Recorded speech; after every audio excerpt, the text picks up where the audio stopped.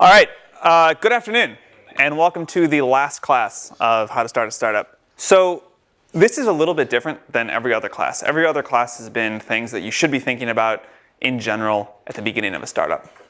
And today, we're going to talk about things that you don't have to think about for a while. In fact, you shouldn't.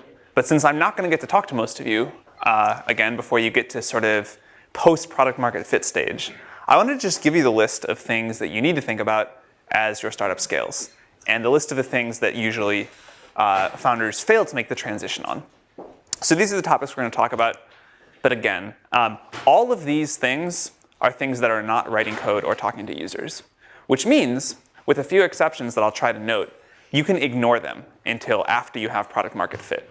Most of these things for most companies become important between months 12 and 24, but it's really more about stage than anything else. These are things that usually hit around 25 people and definitely post-product market fit. So just write these down somewhere and look back at them when you get there. So the first area we're going to talk about is management. At the beginning of a company, there is no management, and this actually works really well. Before 20 or 25 employees, most companies are structured with everyone reporting to the founder. It's totally flat. And that's really good, and that's what you want. And at that stage, that is the optimal way that's the optimal structure for productivity. But the thing that tricks people is that when lack of structure fails, it fails all at once. And so what works totally fine at 20 employees is from 0 to 20 employees is disastrous at 30. And so you want to be aware that this transition will happen. And you don't actually need to make the structure complicated. In fact, you shouldn't. All you need is for every employee to know who their manager is, and there should be exactly one, and every manager should know who their direct reports are. You want to ideally cluster people in teams that make sense, of course, but the most important thing is that there's just clear reporting structure and that everyone knows what it is. And if you want to make changes to it, people understand how to make changes or to hire someone. Clarity and simplicity are the most important things here, but failing to do it is really bad. So because it works in the early days to have no structure at all, and because it sort of feels cool to have no structure, many companies are like, we're going to try this crazy new management theory and have no structure. What you want to do is innovate on your product and your business model. Management structure is not where I would recommend trying to innovate. So don't make the mistake of having nothing, but don't make the other mistake of having something super complicated. A lot of people fall into this trap where they think it's like, people feel cool if they're someone's manager, and if they're just an employee, they don't feel cool. So people come up with these convoluted circular matrices, management structures where you report to this person for this thing, and this person for that thing, and this person for that thing, but actually this person reports to you for this thing. That's a mistake too. So don't try to innovate here. This is the first instance of an important shift in companies, or in the founder's job. Before product market fit, your only job that matters is to build a great product, or your number one job is to build a great product. As the company grows, and at about this 25 or so employee size, your main job shifts from building a great product to building a great company. And it stays there for the rest of your time. And this is probably the biggest shift in being a founder that ever happens. There are 4 failure cases we see all the time as founders become managers. So I'm going to talk about the 4 most common ones. The first one is being afraid to hire senior people. In the early days of a startup, hiring senior people is usually a mistake. You just want people that get stuff done. And the willingness to work hard and aptitude matters more than experience. As the company starts to scale, and at about this time when you have to put in place a basic management structure, it is actually valuable to have senior people on the team. Executives that have built companies before. And almost all founders, after the first time they hire a really great executive, and that executive takes over big pieces of the business and just makes them happen, the founder says, wow, I wish I had done that earlier. But everybody makes this mistake and it waits too long to do this. So don't be afraid to hire senior executives. The second mistake is hero mode. So I will use the example of, say, someone that runs the customer service team. Someone runs the customer service team. They want to lead by example. This starts from a good place. It's the extreme of leading by example. It's saying, you know what? I want my team to work really hard. Rather than tell them to work hard, I'm going to set an example, and I'm going to work 18 hours a day. and I'm going to show people how to get a lot of tickets done. But then the company starts growing. Also, they have the normal discomfort of assigning a lot of work to other people. So the company starts growing, and the ticket volume keeps going up. And now they have to do like 19 hours a day and then 20 hours a day, and it's just obviously not working. But they won't stop and hire people because they're like, if I stop even for one day, we're going to get behind on tickets. The only way to get out of hero mode in this case is to say, you know what? We're going to get behind on tickets for 2 or 3 weeks because I'm going to go off and I'm going to hire 3 more support team members. And I've calculated based off of our growth rate that this is going to last this long. And next time, I'm not going to make the same mistake. I'll get ahead of it and hire again. But you actually have to make a trade-off. You actually have to say, you know what? I need to hire more people, and we're going to get behind on other stuff. That is the right answer. The wrong answer is to stay in hero mode until you burn out, which is what most people do. Third mistake, bad delegation. Most founders have not managed people before, and they certainly haven't managed managers. And so the way that the bad way you delegate is you say, hey, employee, we need to do this big thing. You go off and research it. Come back to me with all the data and the trade-offs. I'll make a decision and tell it to you, and then you'll go off and implement it. That's how most founders delegate. And that does not make people feel good, and it certainly doesn't scale. A subtle difference, but really important, is to say, hey, you're really smart. That's why I hired you. You go off. Here are the things to think about. Here's what I think. But you make this decision. I totally trust you. And let me know what you decide. That's the delegation that actually works. Because Steve Jobs was able to get away with the former and make every decision himself, and people just put up with it, and every founder thinks they're the next Steve Jobs. A lot of people try this, but for 99.9% of people, the second method here works a lot better. And then the fourth area is just a personal organization one. When you are working on product, you don't actually need to be that organized in terms of how you run the company and how you talk to people about what they're working on. But if you fail to get your own personal organization system right, where you can keep track in some way of what you need to do and what everybody else is doing and what you need to follow up with them on, that will come back to bite you. So developing this early as the company begins to scale is really important. 2 other things that we hear again and again from our founders they wish they had done earlier. And that is simply writing down how you do things and why you do things. These 2 things, the how and the why, are really important. In the early days, you just tell everyone, employee, when you're like sitting around having lunch or dinner, you know, this is how we think about building product, this is how we push to production, you know, this is how we handle customer support, whatever. As you get bigger, you can't keep doing that. And if you don't do it, someone else is just going to say it. But if you write it down and put it up on a wiki or whatever that every employee reads, you as the founder get to basically write the law. And if you write this down, it will become law in the company. And if you make everyone read this, as the company hires 100 and then 1,000 employees, people will read this and say, all right, that's how we do things. If you don't do it, it'll be like random oral tradition of whatever the hiring manager or their best friend that they make at their first week at the company tells them. So writing down how you do things and the why. The why is the cultural values. Brian Chesky talked about this really well. Every founder I know wishes that they'd written down both of these, the how and the why, earlier, to just establish it as the company grows. And then this becomes what happens. I think it's one of the highest leverage things you can do that people don't. All right, next area, HR. HR is another thing that most people correctly ignore in the first phase of a startup, because again, it's not writing code, it's not talking to users. But it's a huge mistake to continue to ignore it. And the reason that I think most founders ignore it is they have in their mind this idea of like TV sitcom HR, you know, awfulness. But it doesn't have to slow you down. Actually, it speeds you up. Most founders will say out of one side of their mouth, people are our most important asset, and on the other side, we don't want any HR. So what they mean is we don't want HR, we don't want like the bad kind of TV HR. What good HR means is a few things, a clear structure, which we already talked about, you know, a path for people about how they can evolve their careers. Most important, one of the most important things is performance feedback. Again, this happens organically early on. People know how they're doing. As the company gets to 25, 30, 45 people, that gets lost. And it doesn't have to be complex. It can be super simple. but there should be a way that it happens, and it should be frequent. People need to hear pretty quickly how they're doing, and it should tie, if they're doing badly, to a way you get them out of the company, or if they're doing well, there should be a clear path to how this ties to compensation. And that's the next thing.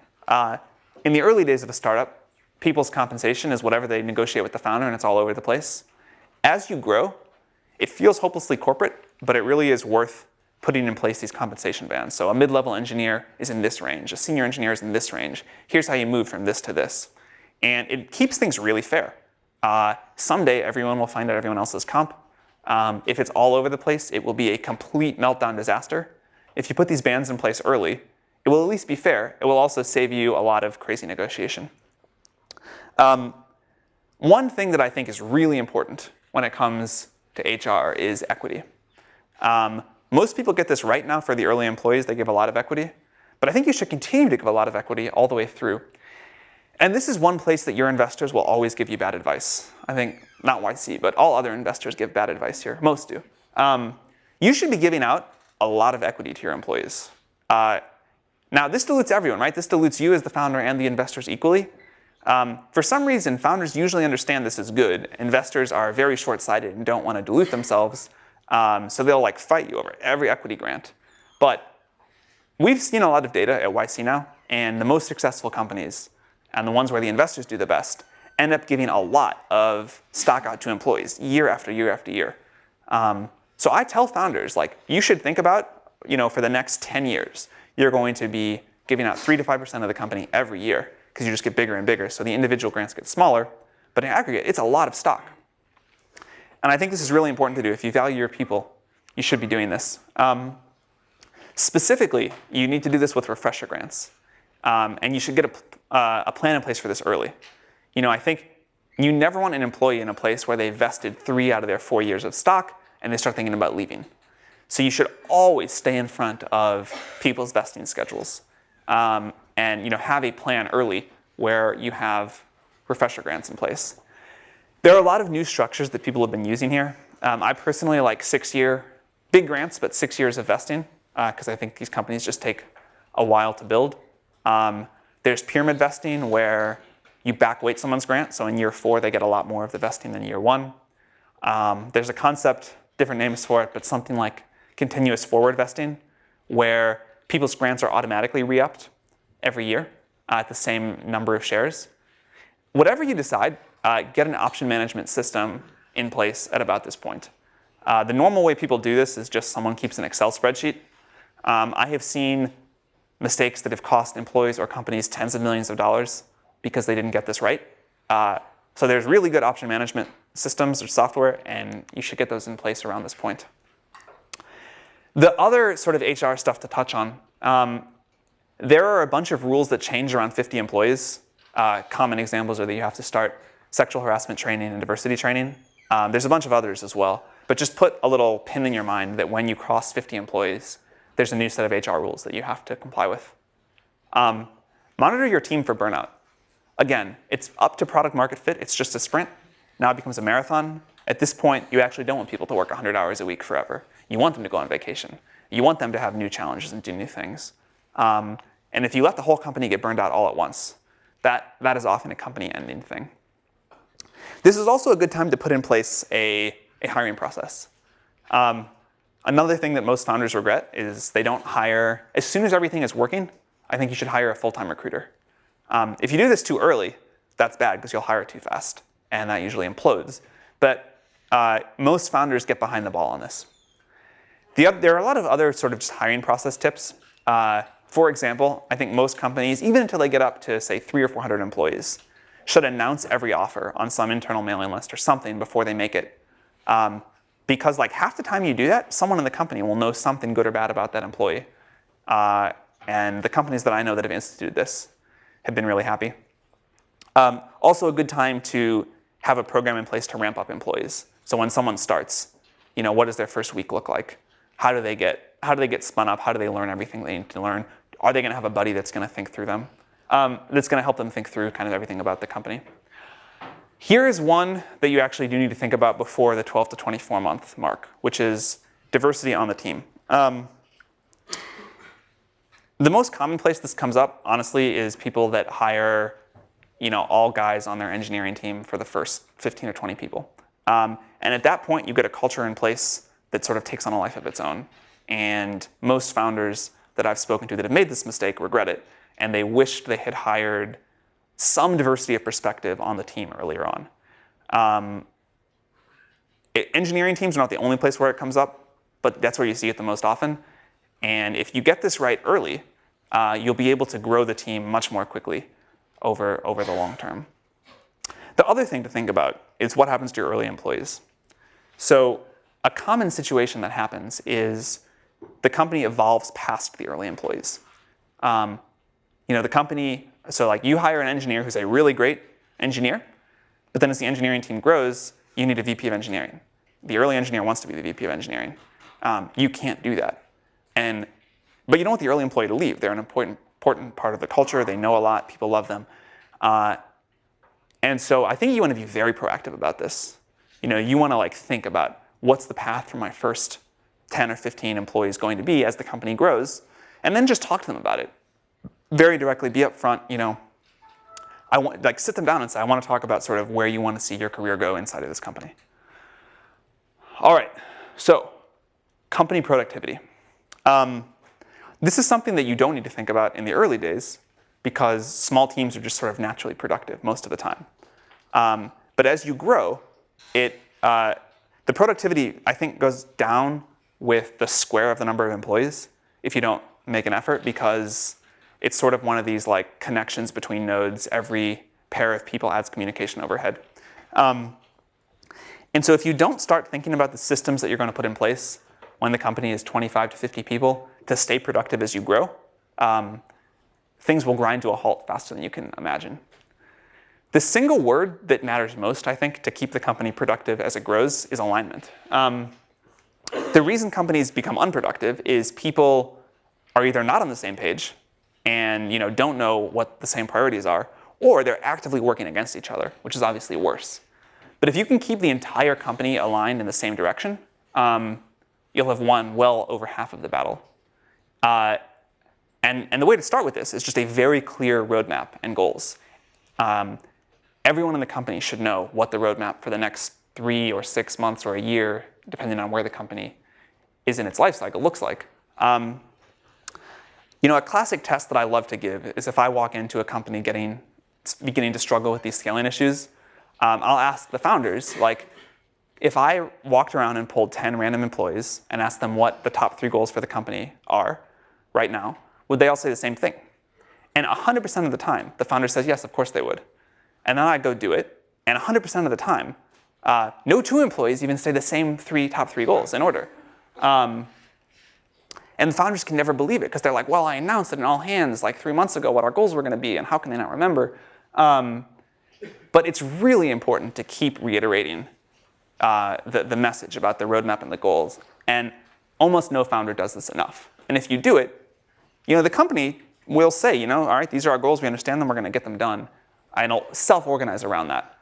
But if people don't know what the roadmap or the goals are, it won't happen. We already talked about figuring out your values early, but I want to reiterate that because that also will really help the company make the right decisions. If everyone knows what the framework to decide is, they'll make, hopefully, the same decisions if they're smart people. You want to continue to be run by great products and not process for its own sake.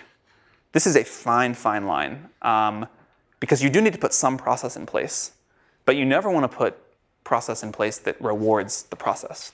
The focus has to always be on great product. One easy way to do this that a lot of companies try is they just say, we're going to ship something every day. And if you do that, there's at least a continued focus on delivery. And then transparency and rhythm in how you communicate are really important. Most founders wait way too long on these, but having a management meeting every week of just the people that report directly to the founder, the CEO, critical. All hands meetings, not quite sure how often is optimal for those, at least once a month, where you go through the results and the roadmap with the entire company, really important. And then, doing a plan every quarter of what we're going to get done over the next 3 months and how that fits into our goals for the year also becomes really important. I put offsites up there because I don't think people do those nearly enough. A surprising number of the successful companies we've been involved with do a lot of offsites, where they'll take their best people for a weekend to a cabin in the woods or somewhere and just talk about what do we want to be when we grow up, what are our most important things to be doing, what are we not doing that we should be doing, but get people out of the office and out of the day-to-day. Everyone I know that does those thinks they're well worth the time. So the goal in all of this productivity planning is that you're trying to build a company that creates a lot of value over a long period of time. And the long period of time is what's important here. You can avoid all of this and just like with the authority of the founder, make sure the company ships a great next version. But that won't work for version 10. It won't work for version 11. I really believe that the single hardest thing in business is building a company that does repeatable innovation and just has this ongoing culture of excellence as it grows. If you look at the examples of this, most companies fail here. Most companies do one great thing where the founder just pushes to get it done, and then don't innovate that well on follow-on products. And it really takes founders that think about how I'm going to do this second thing, this really hard thing, to get something like an Apple that can churn out great products for 30 or 40 years or longer. All right, these are super tactical mechanics. This is definitely to just put on a list and remember these things for later. All right, in the early days, people basically ignore all accounting and they have, like, maybe if they're lucky, a shoebox full of receipts. They certainly don't have anything that looks like a financial report. This is a good time to get it in place. You know, when things are working, say month 18 or whatever, you can do this with an outsourced person. Just say, you know what? We want to get our books in order. We want to start getting audits every year. We want to start a relationship with an accounting firm. Easy to do, definitely worth it. This is also a good time to collect your legal documents because it's easy to fix things now. So if you actually assign someone to go through and collect every agreement the company has ever signed, then when your landlord tries to screw you out of your lease and no one can find the lease, which happens like half the time somehow, someone will be able to find it. Also, you're almost certainly missing something. You know, some employee didn't sign their PIIA or whatever, and you'll find it now. It's easy to fix now. It gets really hard to fix like in the middle of your next round of financing. So again, this is time to bring like a little bit of the order to chaos. FF stock is a special class of stock for founders that the founders can sell in a later round without messing up the common stock valuation. It used to be that most people set this up right when they started the company. Founders Fund sort of popularized this, which is why it's called FF stock. But it became a really bad signal, right? Founders that were obsessed with their own personal liquidity when the company had nothing turned out to like fail most of the time. And so investors learned that if founders pushed on this in the seed round, it was a very, very bad sign. Most founders don't actually want to sell stock until the company is worth like $1 billion or something like that. So I think you can actually safely set this up after things start working in the next financing round, and then you can sell it 2, 3, 4 years down the road. But it's a good thing to remember by about the time you get to the B round. IP, trademarks, and patent. Actually, just IP and trademarks. So you have 12 months after you announce something if you want to patent it. And if you miss that window, it's very hard to do. So 11 months after you launch, or first publicly talk about what you're doing, is a good time to file provisional patents. We recommend people just file provisional patents. All that does is like hold your place in line at the patent office, and it gives you another year to decide if you want to patent something or not. It only costs about $1,000. It takes way less effort than a full patent. And most of the time you'll know whether or not you need the full patent a year later. But if you just do this one step, you'll at least have the option. It's also a good time to file trademarks for the US and major international markets. Again, if you don't do this at this stage, most people end up regretting it. And while you're at it, a good time to grab all the domains. FP&A, good time also, I think, to think about someone to start doing FP&A. I think most companies don't end up realizing where the knobs on their financial model are until far too late. And I think it turns out that if you have someone build a really great model at the business, and by really great, apparently Roelof Botha, who was the PayPal CFO and built their FP&A model, the top sheet of his spreadsheet was 1,500 lines. just as a level of the detail people build these to. But you can really optimize the business and understand it at a level that I think most people totally miss. Most people don't hire someone like this until they're many hundreds of employees. I think it's worth hiring earlier. Another thing that I think is worth hiring earlier that almost no one does is a full-time fundraiser. Let's say you hire someone like really, really great, and their full-time job is to raise money for the company. You hire them after your B round, and you say, you know what, by the time we raise our C round, we want the valuation to be double what it would have been otherwise. You almost certainly get better results than if you hire an investment banker or someone else, if it's just someone internal to the company, and you end up paying way less money and take like literally half the dilution. So I think this is one of these like slightly non-obvious optimizations that people just fail to make. Tax structuring. So this is another thing. Once things are working, it would be worth you spending a little bit of time thinking about how you set up the tax structure for the company. I confess I don't know a lot about the details here because I just find it personally really boring. But like somehow if you assign all the IP to like some corporation in Ireland that licenses it back to the US corporation, you end up paying like no tax, no corporate tax. But I know you can only do that like relatively early on. And this ends up being a huge issue for companies that don't do it, that compete with companies that do it, once they're big public companies. So that's worth doing. A lot of people throughout the class have talked about your own psychology as a founder. Here's what they haven't said. It gets worse, not better. As the company grows, you continue to oscillate. The highs are better, but the lows keep getting worse. And you really want to think about this early on and just be aware that this is going to happen. And try to manage your own psychology through the expanding swings that it's going to go through. Another thing that happens as you begin to be successful is you go from being someone that most people rooted for, kind of the underdog, to someone that a lot of people start hating on. And you see this first in internet commenters who will be like, I can't believe this shitty company raised money, it fucking sucks, like awful. And it only bothers you a little bit, but then like journalists that you kind of care about start writing this, and it just goes on and on. This also will go on and on as you get more and more successful. And you just have to make peace with this early. But if you don't, it will bother you all the way through. This is also a good time to start thinking about how long of a journey this is going to be. Very few founders think long-term. Most founders think kind of a year in advance, and they think that, you know what, in 3 years I'm going to sell my company, and either I'm going to become a VC or sit on the beach or something. Because so few people make an actual long-term commitment to what they're building, the ones that do have a huge advantage. They're in a very rarefied class. And so this is a good time to like sit around with your co-founders and decide, you know what, we're going to work on this for a very long time. And we're going to build a strategy that assumes that we're going to be doing this for the next 10 years.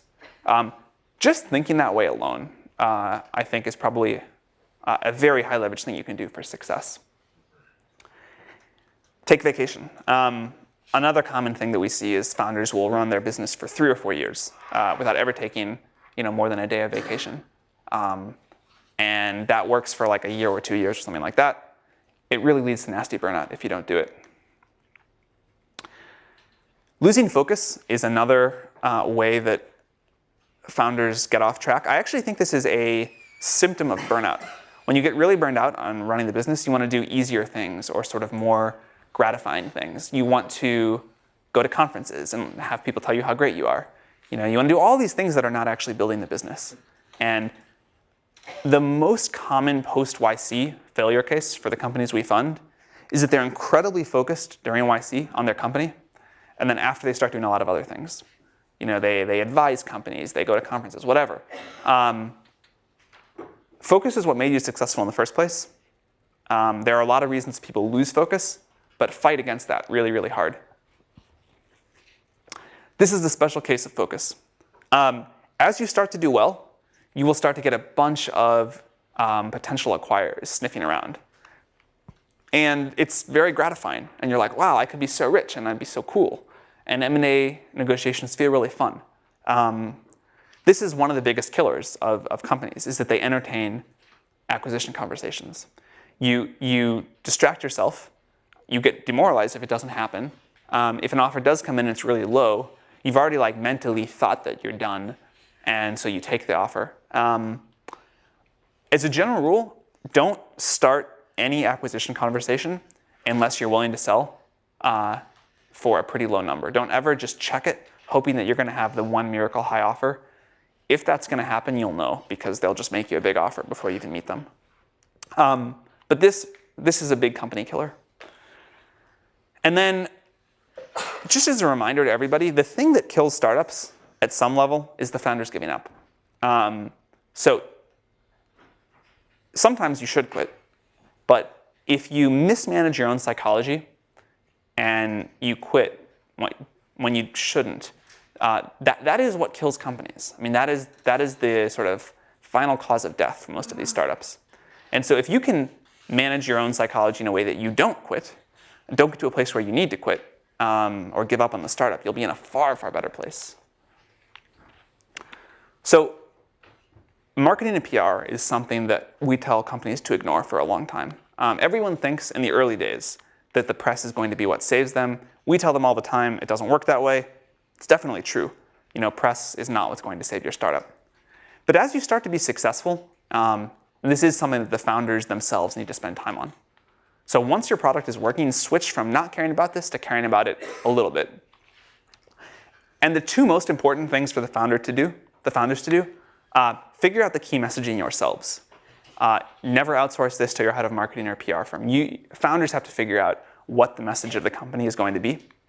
And once you set that, it kind of sticks. Very hard to change this once the press decides how they're going to talk about you. The other thing is getting to know key journalists yourself. PR firms will always try to prevent you from doing this because they need to have a reason to exist. And so they're like, we're going to handle the relationship with the journalist. We'll just bring you in for interviews. No journalist wants to talk to a PR flack, ever. They're so much more happy to just hear from a founder. I think the biggest PR hack you can do is to not hire a PR firm. Just pick 3 or 4 journalists that you develop really close relationships with, that like you, that understand you, that you get. And then you contact them yourself. They will cover every story you ever give them, and they'll actually pay attention and get to know you and care about the company. This is so much better than the normal strategy of having a PR firm blast 200 contacts that never read their emails with every piece of news. So this is something that I think is important to start doing. This is also the time in a company when business development starts to matter. And so in the early days, you can basically ignore anything that would be like doing deals, except maybe fundraising and sales. This is the time when they're important, and everything, or many things that you do, like even fundraising, it falls under the category of doing deals. So here's my 1-minute crash course on this. There are 5 points that I think are important to understand here. We've talked about this a lot. Nothing will matter if you don't build a great product. So assume that you've done this before you go try and get anyone to do anything with you. Developing a personal connection with anyone you're trying to do any sort of big deal with is really important. For whatever reason, most founders fail to do this, or many founders fail to do this. But no one wants to feel like they're this transactional thing, that you're using them to get distribution for your product or to raise money or whatever. And so figuring out some way to actually care about this person and care about what you're doing with them and not view them, you have to, in your own mind, not just view them as this one-off transaction. You have to actually care about them and what they're going to get out of this. Competitive dynamics. So this is like basic principle of negotiation. Most founders will learn this the first time in fundraising, but it actually matters for everything. The way you get deals done and the way you get good terms is to have a competitive situation. If you don't do this deal with party A, you're going to do it with party B. It's not always an option, but it usually is. And this is like the single thing that makes deals happen and makes deals move. Tyler talked about persistence at the last lecture, so I won't hit on that again too much, other than to say you have to go beyond your comfort point here most of the time as a founder. And then the 5th point is you have to ask for what you want. This is another thing. I still have trouble with this, and certainly most of the founders we do have. If you want something in a deal, just ask for it. Most of the time, you won't get laughed out of the room, and you might get it. But you have to be, like, at some point, you actually have to say, this is what I would like you to do, even if it feels aggressive or an overreach or whatever. So I'm going to close this part of the talk with an image. One of the Airbnb founders drew this on like a business card or something for another founder that was starting a company, and then I saw it once and took a picture of it because I thought it was such a good summary. And what he had tried to draw here was the Y Combinator process as he remembered it. And I love it because it's like so simple and it looks so doable when it's written on a business card. But you're trying to find product market fit. You're trying to build a product and you're trying to close the gap between those two gears. The only way to do that is to go off and meet the people. You cannot do this without getting really, really close to your users. And then he drew this graph that is sort of on a whiteboard at YC and gotten kind of like one of the YC rites of passage. But that's the graph of how adoption goes for a new company. So you launch in the press, you get a huge spike. It falls off to nothing. At some point, at least one point, things look like they're going to completely die and kind of dip below the x-axis. They recover a little bit. You have this long, long, long trough of sorrow before things work. In Airbnb's case, it was 1,000 days before the graph started ticking upward. You have these wiggles of false hope, and then finally, things start to grow 3 years later. So starting a startup ends up being this very long process. It is, it can be really rewarding. It's definitely long, but it is doable, and that's what I love about that drawing. So with that, I think I have about 10 minutes left. I can answer questions on this or anything else in the course that we've covered, if anyone has some. Yes? You talked about diversity being important, but an earlier speaker said diversity wasn't important, and you should just hire people that are very much like you, and then you can trust and relate to. So here is the question is, how do you square the device of diversity being important with earlier speakers saying you want people that are very similar? The difference, what you want is you want diversity of backgrounds, but you don't want diversity of vision. Like where companies get in trouble is when they have people that think very differently about what the company should be doing or don't work well together. You don't want that. You do want to hire people that you know and that you trust and that you can work with.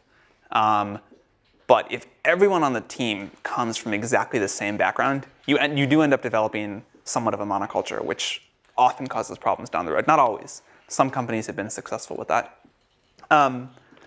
So what we tell people is hire people that you know and that you've worked with before, but try to hire people that are complementary and aligned towards the same goal, not people that are exactly the same, because you just get a better skill set.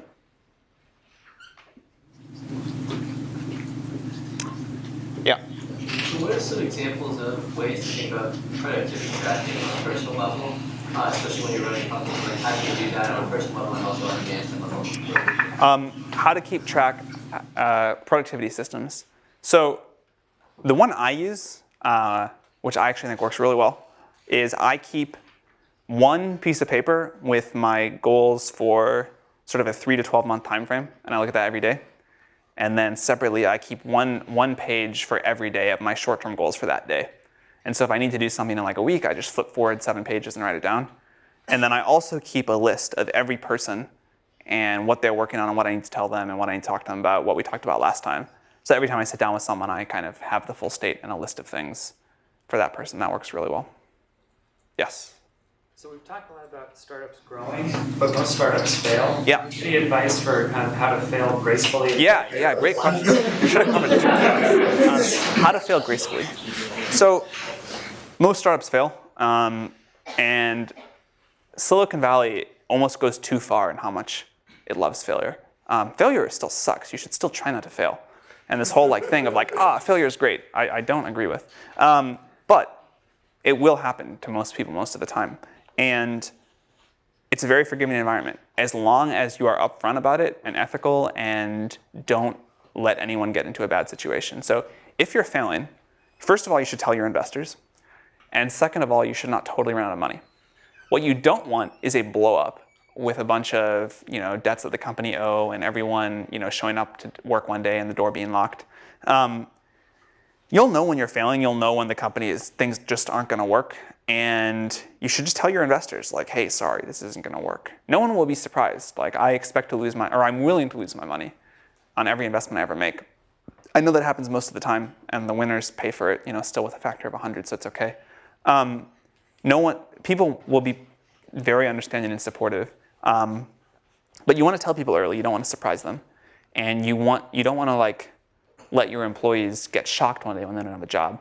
You want to shut the company down in a graceful way, help them find jobs, make sure you give them 2 or 4 weeks of severance payment so that they're not suffering a cash flow problem.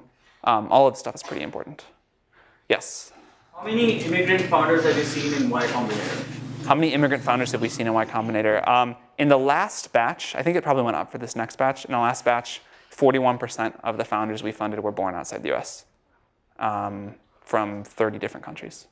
So it's a pretty big percentage. And apart from the Silicon Valley, what do you think are other good places to start a startup? Apart from the Valley, where do I think are other good places to start a startup? Well, I still think the Valley is the best by a very significant margin, but I think it's finally maybe beginning to weaken a little bit because the costs have just gotten so out of control. To be clear, if I was going to start a company, I still wouldn't think about it. I would still pick Silicon Valley. And I think if you look at the data of companies over the last few years, Valley still wins by a lot. But Seattle, LA, lots of places outside the US, I think all of these make sense. Like what places outside the US? I hesitate to make recommendations there because I haven't spent enough time in the cities to really have an intuitive feel. But you know as well as I do the common ones people talk about, startup hubs, and I can't make a personal recommendation there. So when do the founders should start to think about hiring a professional CEO or like senior guys? When should the founders think about hiring a professional CEO? Never. If you look at the most successful companies in tech, they are run by their founders for a very long time, sometimes forever. And sometimes they even hire a professional CEO and then realize that that is not going to build a great company. And so Larry Page came back to be CEO again. I think if you don't want to be the long-term CEO of a company, you probably shouldn't start one. I'm not totally sure about that. I think there are exceptions. But generally, the transition I talked about today of you go from building a great product to building a great company, being a founder, for 9 of the 10 years is going to be about building that great company. And if you're not excited about doing that, I think you should think hard about it. Yes? What are some of the most common and most alarming warning signs you should be looking for when you're trying to make this shift from building a great product to building a great company? What are the most common mistakes to make when you're shifting towards building a great company? I think I went through most of them here. I try to put everything in here that I see people mess up most of the time. Yes? Is there a way to get involved in the YCOM community before getting accepted? Is there a way to get involved with YC before getting funded? No, and intentionally not. Actually, I'll say the one thing you can do is if you work at a YC company and then later apply, I think that probably not probably, that definitely, if you get a good recommendation from those founders, will help with YC. So, working at a YC company helps. But there's not much you can do to help, and that's intentional. There is no pre-startup in the way that there's pre-med. You should just focus on whatever you're doing. And then when you start a startup, there are things like YC and others that are structured to help you. Most of the founders we fund, we don't know at all before we do it. You really don't need to get to know us or get involved. We're all good that way. Yes? There's a statistic you're saying it's now harder to get into Y Combinator than get into Harvard. So I'm curious, the criteria that you use to pick up startups, does it change over time? The question is, what criteria do we use to pick startups, and has it gotten harder? Or has it changed? The 2 things that we need to see are good founders and a good idea. And without both of those, we won't fund a company. But that hasn't changed. That has always been the case. The applicant pool to YC has grown quite a bit, but a lot of the growth is people that shouldn't be starting startups anyway, probably, that are just doing it because it's sort of the cool thing now. So if you're really passionate about an idea, and the idea is good, and you're smart, and you get things done, and you're executing, I still think you have a very reasonable shot at YC, even though the headline number is bigger. Yes? There's a certain market that you're really excited about but don't necessarily know a lot about yet. Is there a certain path that you recommend or ways to? Sure. If there's a market that you're excited about but don't know a lot about yet, what should you do? Two schools of thought on this. One is to just jump right in, learn it as you go. That's worked a lot of times. The other is to go work at a company in the space or do something in the market for a year or 2 years. I lean slightly towards the second, but as long as you're willing to really learn and really study and really get uncomfortably close to your users, either case will work. And I don't even think it's that much of a disadvantage. I think, all things being equal, I would go spend a couple of years learning about it in detail, but I don't think you have to. Yes? I have a question related to YC. Sure. Too. Yeah, so I think YC did a fantastic job in promoting entrepreneurship in Silicon Valley. In fact, as an institutional investor, actually I invested 3 of the YC in the past few years. But however, right now it seems like you guys have 180 companies a year dumping into the market, and it looks like it's hard to follow each of the YC company anymore. Do you think this will create some, some people will walk away from YC because they cannot follow such a large batch of companies? And usually, in the old days, the company has to be very polished, and the fund has to be think over and over about the idea, and develop tons of VC in some road, and then they got funded. But right now, it seems like the young founders, it's easy to access the capital. All right, so I think the question is, do I think investors are going to fund less YC companies as we grow? No, definitely not. Like, certainly the trend in this is the other way. We have more and more investors saying that, half their portfolio is now YC companies, and they look forward to the day where it's 3/4. No, I don't think that's a problem at all. I think that is so not on my top 100 problem list. The opposite of that, maybe. All right, one more question. Yes? When should a group of founders raise a seed fund? Or the first money? When should a group of founders raise some seed money? This is a great question. I think that in general, it's nice to wait until you have the idea figured out and initial signs of promise before you raise money. Raising money puts some pressure on the company, some time pressure, and once you've raised money, you can't be in this exploratory phase indefinitely. You end up having to rush. And so, if you haven't raised money and your idea is not working, you can, flail around and pivot until you really hit on the thing that's working. But if you've raised money and your idea doesn't work, you're in this oh shit moment, and you have to pivot. And you pivot to whatever the first vaguely plausible idea is. And that's bad. So I think if you can wait to raise any outside capital, more than say $100,000 or $200,000 if necessary, but ideally not even that, until things are working, or at least pointed in the direction of working, you're way better off. All right, thank you all very much. This was fun.